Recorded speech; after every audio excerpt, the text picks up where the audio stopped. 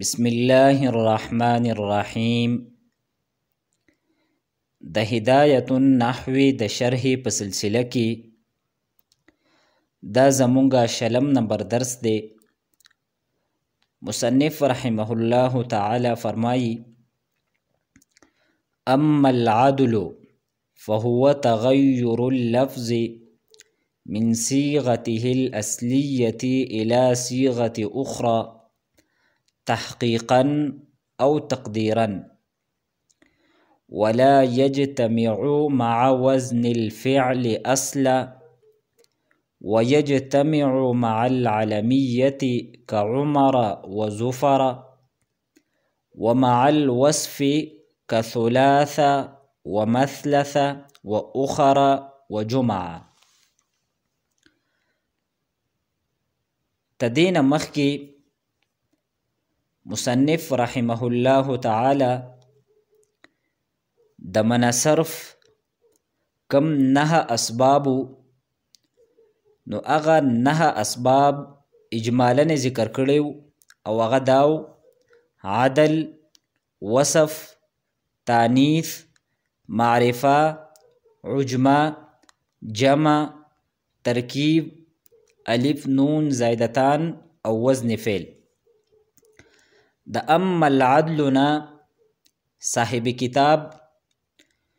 تدی 9 اسبابو تفصیل بیانی. نو د ټولو نه لومبی صاحب کتاب په دغه 9 اسبابو کې د عدل تعریف کوي. بیا د عدل کم 2 قسمونه دي: عدل تحقیقی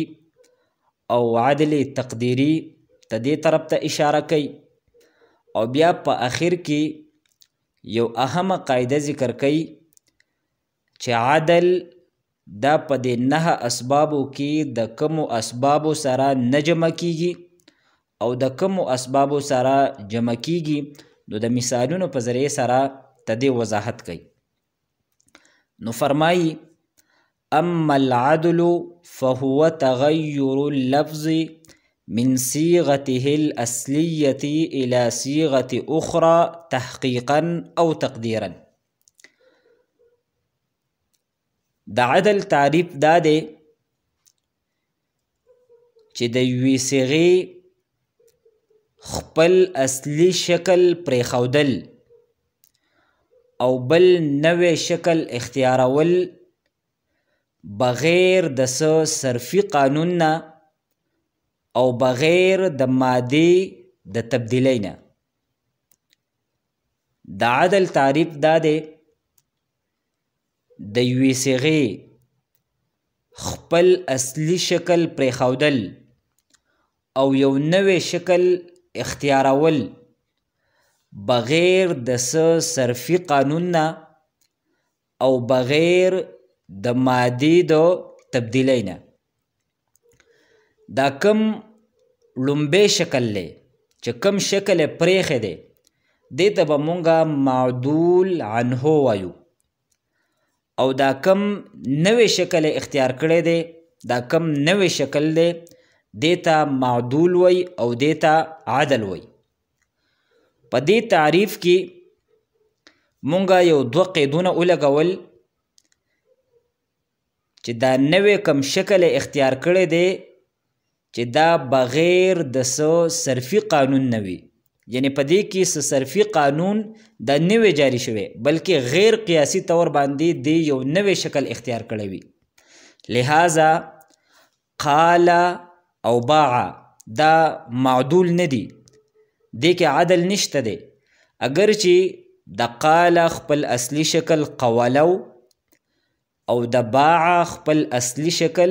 بیاعو، نو بیا په دې کې د قال باع والا قانون جاری شوی دی. نو تدې نه قال او باع جوړ شو. خو دا ولې عدل نه دی؟ ځکه چې په دې کې صرفي قانون جاری شوی دی او په عدل کې په هغې کې به صرفي قانون نه بلکې هغه به غیر قیاسي طور باندې وي.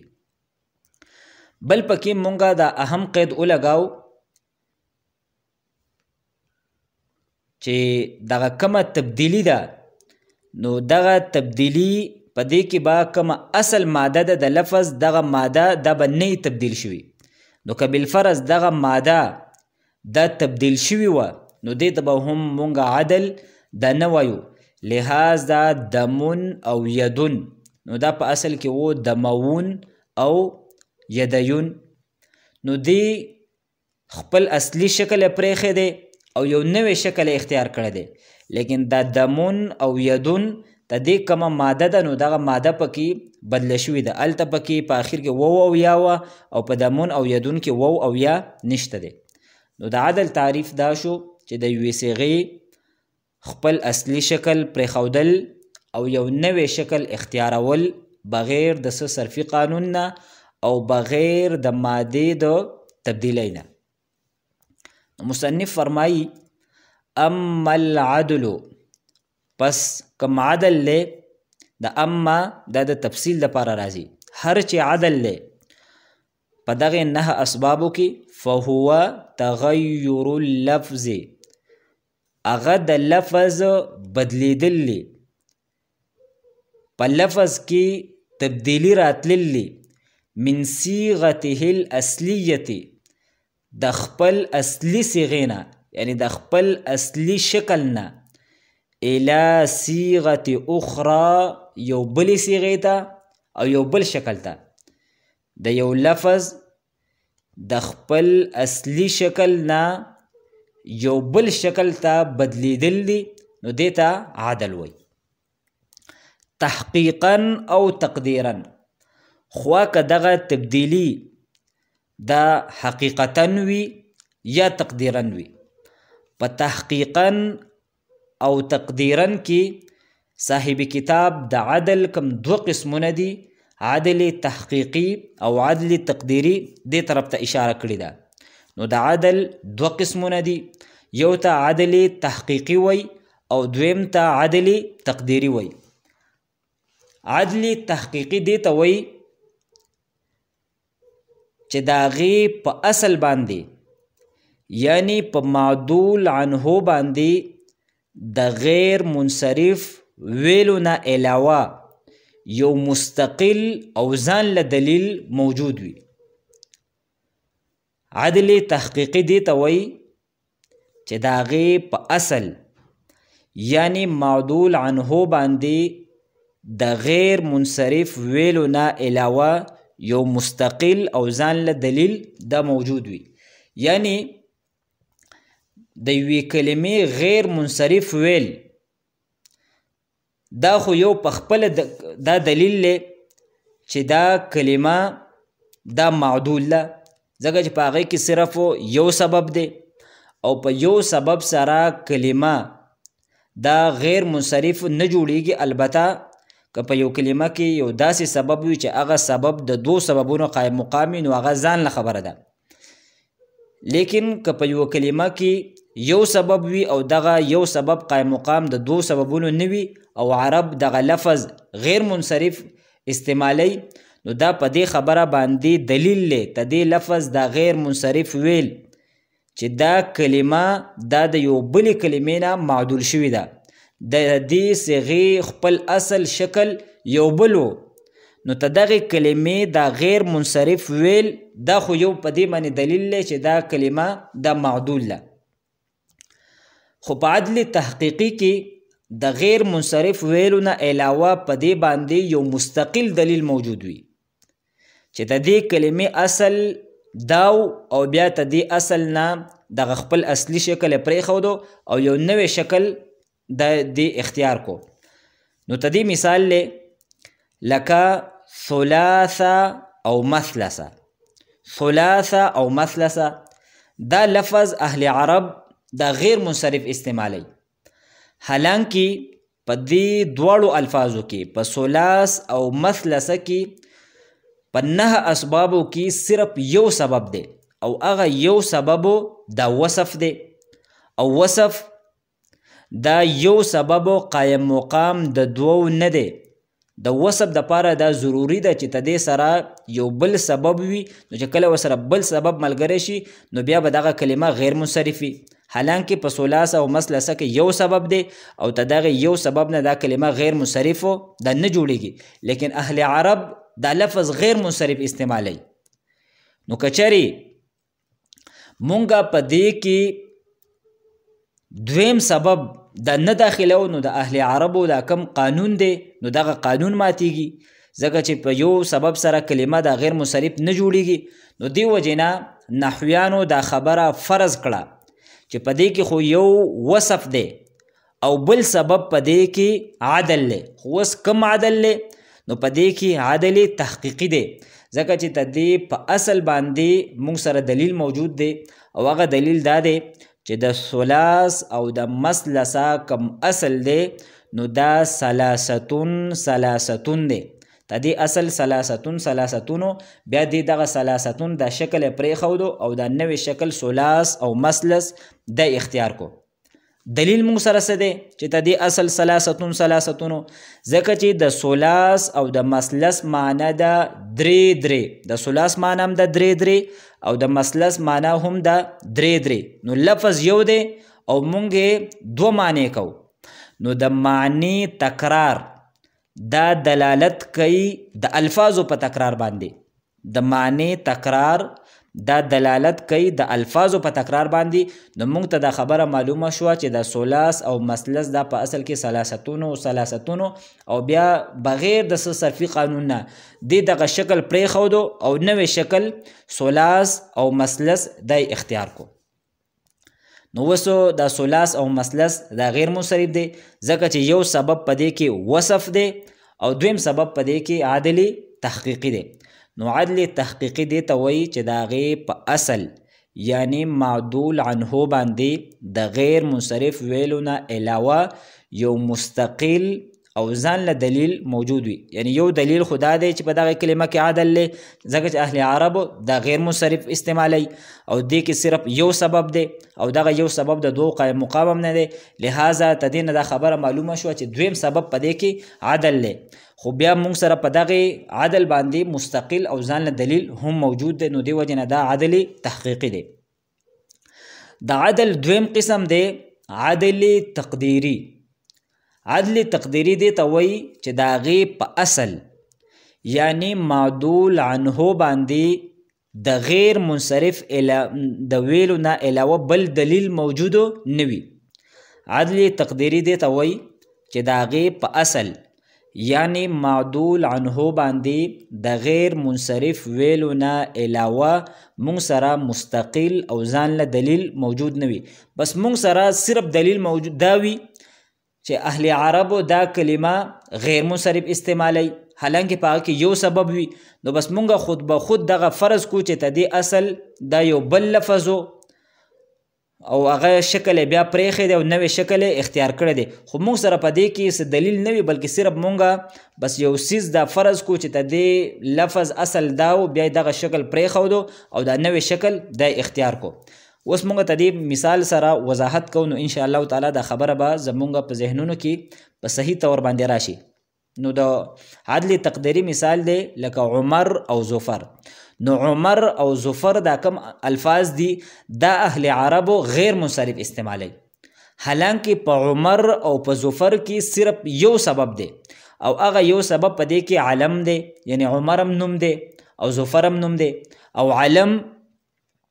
د عالم د وجه نه یو کلمه غیر منصرف دا نه جوړیږي ځکه چې دا یو سبب قایم مقام د دوو سببونو نه دی لہذا مونږ دا فرض کړه چې په دې کې دویم سبب دا عدل دی نو عدل بیا د عدل دوه قسمونه دي تحقیقي او تقدیري نو تحقیقي خو کېدی نشي ځکه چې هغې مونږ سره څه دلیل نشته چې دی په اصل کې څه لہذا مونږ سره مونږ دا بیا فرض کړو چې د عمر او د ظفر اصل د عمر اصل عامرو او د ظفر اصل دا ظافرو نو عمر دا د عامر نه معدول شوی دی او ظفر دا د ظافر نه نقل شوی دی لیکن مونږ سره په دې باندې هیڅ دلیل نشته دی چې د عمر اصل عامرو او د ظفر اصل دا ظافرو او دا مخکې چې کوم صورتونه مونږ ذکر کړل د ثلاث او مثلث په هغې باندې مونږ سره دلیل موجودو ځکه چې هلته د معنی تکرار د الفاظو په تکرار باندې دلالت کو لیکن دلته دغه خبره نشته دی نو عدل تقدیري به مونږ دې ته وایو چې د هغې په اصل یعنی معدول عنه باندې د غیر منصرف ویلو نه علاوه بل دلیل موجود نه وي. نو دلته صرف موږ سره دا دلیل دی چې په دې کې عدل دی، دا کلمه معدول شوې ده ځکه چې اهل عرب دا غیر منصرف استعمالي. نو موږ سره صرف دغه دلیل دی، بل ځان له دلیل دا نشته دی. نو مصنف فرمایي تحقیقا او تقدیرا، خوا که دغه تغیر او تبدیلی دا حقیقتا وي او خوا که دا تقدیرا وي. نو دې کې مصنف د عدل کم دو قسمونه دي، عدل تحقیقی او عدل تقدیری، دې طرف ته اشاره کړې ده. ولا يجتمع مع وزن الفعل اصلا ويجتمع مع العلمية. په دې عبارت کې مصنف یو اهمه قاعده او ضابطه دا بیان کړې ده، او ضابطه دا ده چې عدل دا د وزن فعل سره بالکل نه جمع کیږي. عدل د وزن فعل سره بالکل نه جمع کیږي، او د علمیت او د وصف سره دا جمع کیږي. عدل د وزن فعل سره ولې نه جمع کیږي؟ د هغې وجه څه ده؟ نو د هغې وجه دا ده چې د عدل شپږ اوزان دي. د عدل چې څونه صورتونه دي نو هغې صرف شپږ صورتونه دي، او هغه شپږ صورتونه دا دي. یو صورت دی مفعل لکه مثلث، دویم صورت دی فعل لکه عمر، دریم وزن دی فعل لکه امس، څلورم وزن دی فعال لکه ثلاثي، او پنځم وزن دی فعال لکه قطوامي، او شپږم وزن دی فعل لکه سحر. نو د عدل په دې شپږو اوزانونو باندې استعمالیږي چې کومه کلمه هغه کې عدل وي، یعنی یو سبب پکې عدل وي، نو هغه به په دې شپږو اوزانو کې د یو وزن د هغې لاندې به راځي، د دې شپږو وزنونو نه به خارج نه وي. او د فعل چې کوم اوزان دي نو هغه په دې شپږو اوزانو کې یو وزن هم نشته دی. دغه شانتې فعل چې به کومو اوزانو کې استعمالیږي نو په هغې اوزانو کې د عدل په یو وزن باندې نه استعمالیږي. نو دې وجې نه عدل او وزن فعل د چرې هم نه جمع کیږي. نو مصنف فرمایي ولا يجتمع مع وزن الفعل اصلا، په یجتمعو کې هو ضمیر مستتر دی او دغه ضمیر عدل طرف ته راجع دی. ولا يجتمع عدل نه جمع کیږي مع وزن الفعل اصلا،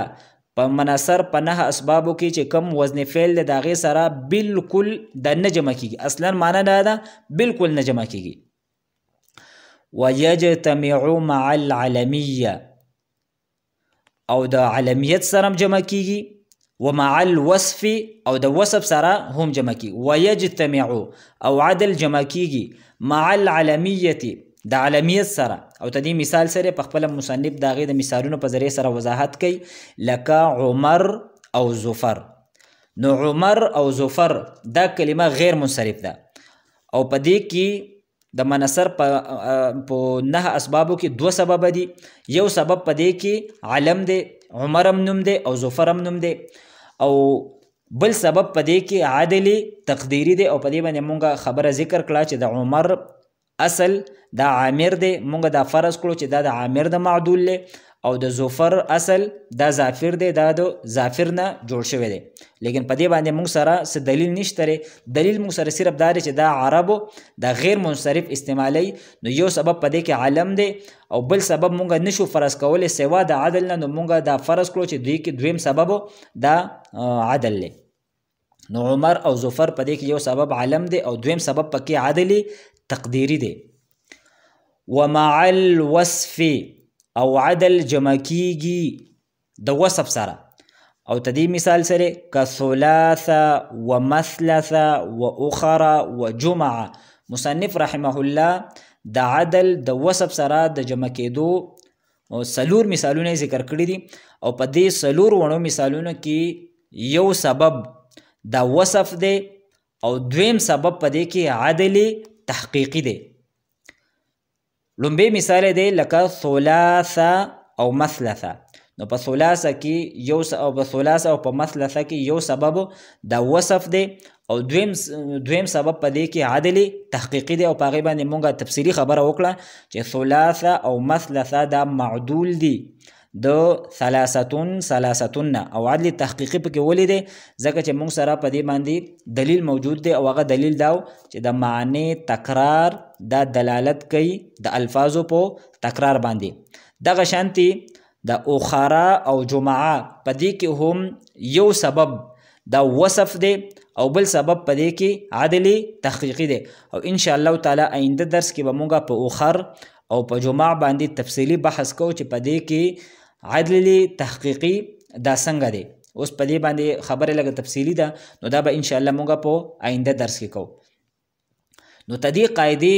خلاصه او حاصل دا شو چې مونږ ته دا خبره په ذهن کې وي چې عدل دا د وزن فعل سره بالکل نه جمع کیږي او د هغې اسانه وجه دا ده چې د عدل کم اوزان دي نو هغه اوزان د فعل نشته دی، د دواړو کم اوزان دي نو په هغې کې تضاد دی او تدې نه علاوه کم علم دی او وصف دی نو تدې سره عدل دا جمع کیږي او مصنف رحمه الله د هغې مثالونه ذکر کړل چې عدل د علمیت سره جمع شوی وي د هغې مثال عمر او ظفر دی او د وصف سره چې جمع شوی وي نو د هغې مثال دی ثلاث مثلث اخر او جمعه. یو ځل بیا موږ د عبارت ذکر کو اما العدل هر چې عدل لی په منصر په اسبابو کې فهو تغیر اللفظ هغه د لفظ بدلیدل لی من صیغته الاصلیه د خپل اصلي صیغې نه یا د لفظ پرېښودل دي خپل اصلي صیغه الی صیغه اخرى یو بلې صیغې طرف ته یعنی خپل اصلي شکل پرېږدي او یو نوی شکل اختیار کړي. تحقیقا او تقدیرا خوا که دغه پرېښودل حقیقتا وي او خوا که تقدیرا وي نو موږ دا خبره ذکر کړه چې په دې کې د عدل کوم دوه قسمونه دي عدل تحقیقي او تقدیري هغې طرف ته مصنف رحمه الله اشاره وکړه. بیا یو اهمه ضابطه ذکر کوي ولا یجتمع مع وزن الفعل اصلا چې عدل دا د وزن فعل سره بالکل نه جمع کیږي او په یجتمعو کې هو ضمیر د عدل طرف ته راجع دی او کو زما مخې ته چې کوم نسخه کتاب پروت دی نو په هغې کې عدل د لاندې هم دو لیکلی دی او د ولا یجتمعو ته دې د لاندې هم دو انسه لیکلی ده نو دې نه دې طرف ته اشاره ده چې په یجتمعو کې کوم هو ضمیر دی نو دا عدل طرف ته راجع دی. دغه شانتې لاندې ویجتمعو لاندې هم دو انسه لیکلی ده نو ته دې نه هم دې طرف ته اشاره ده چې په یجتمعو کې هو ضمیر دا عدل طرف ته راجع دی. ولا یجتمع مع وزن الفعل اصلا او عدل دا د وزن فعل سره بالکل نه جمع کیږي ویجتمع مع العلمیه او د علمیت سره جمع کیږي. مثالونه یې دي لکه عمر او ظفر یو سبب پکې عدل دی او دویم عدل تقدیری دی په دې کې او دویم سبب په دې کې علم دی. ومع الوصف او د عدل د وصف سره هم جمع کیږي. تدې مثالونه دي لکه ثلاث مثلث اخر او جمعه په دې څلور وړو مثالونه کې یو سبب په دې کې وصف دی او دویم سبب په دې کې عدل تحقیقي دی. واخر دعوانا ان الحمد لله رب العالمين.